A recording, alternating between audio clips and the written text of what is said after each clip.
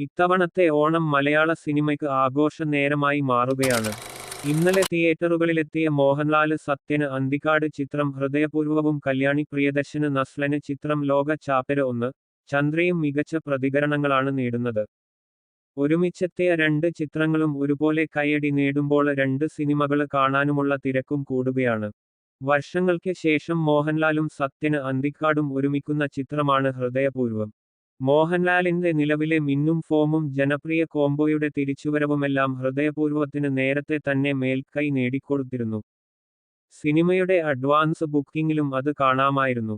ആദ്യ ദിവസം തിയേറ്ററുകളിൽ നിന്നും മികച്ച പ്രതികരണങ്ങൾ നേടാനും സിനിമയ്ക്ക് സാധിച്ചതോടെ മോഹൻലാല് ഹാട്രിക് വിജയം നേടുകയാണ്.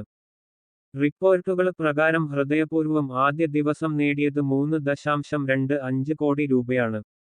വരും ദിവസങ്ങളിലും ഹൃദയപൂർവ്വം ഈ കുതിപ്പ് തുടരുമെന്നാണ് കരുതപ്പെടുന്നത്.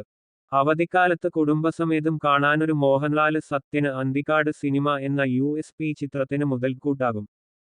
ചിത്രത്തിലെ മോഹൻലാലിന്റെ പ്രകടനവും സംഗീത് പ്രതാപ് മോഹൻലാല് കൂട്ടുകെട്ടുമെല്ലാം കയ്യടി നേടുന്നുണ്ട്.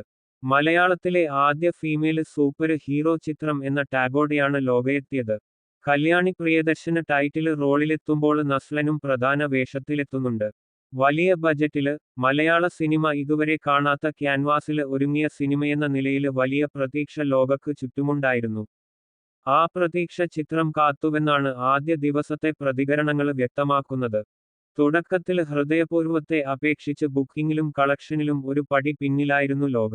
എന്നാൽ ഉച്ചയ്ക്ക് ശേഷം ലോകയുടെ കുതിപ്പാണ് ബോക്സ് ഓഫീസില് കാണാന് സാധിക്കുന്നത്. റിപ്പോർട്ടുകൾ പ്രകാരം ആദ്യ ദിവസം ലോക നേടിയത് 2.60 കോടിയാണ്.